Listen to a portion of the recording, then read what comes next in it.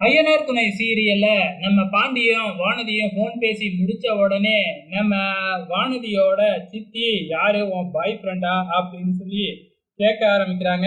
நம்ம வானதியும் ஆமா அப்படின்னு சொல்லி பாண்டிய பத்தி இன்ட்ரோ கொடுக்குறாங்க. ஒரு நாள் வாங்க நான் உங்களுக்கு இன்ட்ரோ பண்றேன், சூப்பரா இருப்பான் அப்படின்னு வானதி பெருமையா பேசிக்கிட்டு இருக்கிறாங்க. இப்ப மறுநாள் காலையில பாத்தீங்கன்னா எல்லாருமே உட்காந்து டிஸ்கஸ் பண்ண ஆரம்பிக்கிறாங்க. நிச்சயதார்த்தத்துக்கு என்னெல்லாம் பண்ணணும் அப்படின்னு நம்ம நிலா லிஸ்ட் போட ஆரம்பிக்கிறாங்க. நம்ம நடேசனையும் கூப்பிட்டு உட்கார வைக்கிறாங்க. ஸோ அவர் வந்தாவே பாத்தீங்கன்னா அவருக்கும் அவங்க பசங்களுக்கும் எப்பயுமே வாய் சண்டை வந்துகிட்டே இருக்கும் இல்லையா, அதே மாதிரி தான் வந்துகிட்டு இருக்கு. ஸோ நிச்சயத்துக்கு முதல்ல என்ன வேணும் அப்படின்னு கேட்ட உடனே முதல்ல பொண்ணு மாப்பிள்ளை வேணும் அப்படின்னு நடேசன் சொன்ன உடனே எல்லாருமே கடுப்பாயிடுறாங்க. அப்படின்னா நான் ஏந்திச்சு போறேமா அப்படின்னு சொல்லிட்டு அவரு கிளம்ப பாக்குறாப்புல. ஆனா நிலா ஃபோர்ஸ் பண்ணி அவரை உட்கார வைக்குது. அதுக்கப்புறம் என்ன, நம்ம மாப்பிள்ளை வீட்டு சைட்ல இருந்து நம்ம ஒரு மோதிரம் எடுக்கணும்ல, அதனால சின்னதா ஒரு வைரக்கல் வச்ச மோதிரம்னாச்சும் எடுக்கணும் அப்படின்னு நிலா சொன்ன உடனே நம்ம நடேசன் ஷாக் அதெல்லாம் ரொம்ப அதிகமாகுமா அப்படின்னு சொன்ன உடனே இல்ல இல்ல 50,000 வாங்கிடலாம் அப்படின்னு நிலா சொல்லிக்கிட்டு இருக்காங்க. உடனே சேரன் இருந்துகிட்டு கொஞ்சம் பொறுவானது, கொஞ்சம் பொறு நிலா நான் வந்துடுறேன் அப்படின்னு ரூமுக்குள்ள போகுது.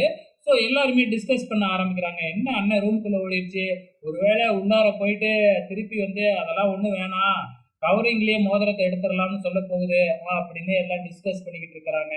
ஆனா நம்ம சாரன் என்ன செய்யறாப்புல, உள்ளார போயிட்டு ஒரு பணக்கட்டை எடுத்துட்டு வராப்புல. அதாவது சீட்டு போட்டு வச்சிருக்காப்லையாட்டுக்கு. ஸோ அந்த சீட்டு பணத்தை சேர்த்து வச்சிருக்காப்லையாட்டுக்கு. அந்த பணத்தை கொண்டு கொடுத்து இந்தா நிலா, இந்த பணத்தை வச்சு நீ எடுத்துரு அப்படின்னு கொடுக்குறாப்புல. கேட்ட உடனே ஷாக் ஆகுறாங்க எல்லாருமே.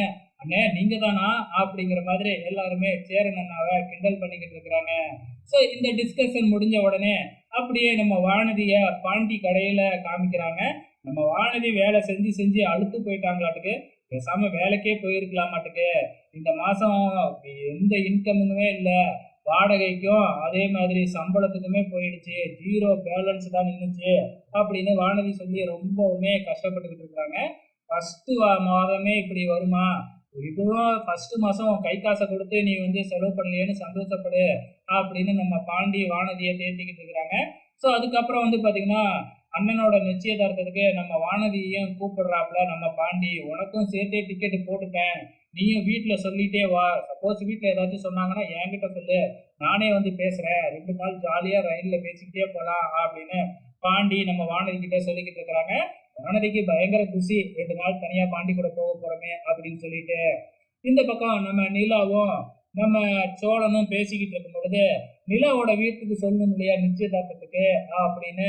ஸோ நம்ம சோழன் சொல்றாப்புல, நம்ம நிலா வேணான்னு சொல்றாங்க, இல்ல இருந்தாலும் சொல்லணும் அப்படின்னு பேருக்குனாச்சும் சொல்லலாம் அப்படின்னு போன் பண்ணா அவரும் பாத்தீங்கன்னா நல்ல விதமா தான் நிலாவோட அப்பா மனோகர் நல்லா தான் பேசுறாப்புல சோழன் கிட்ட.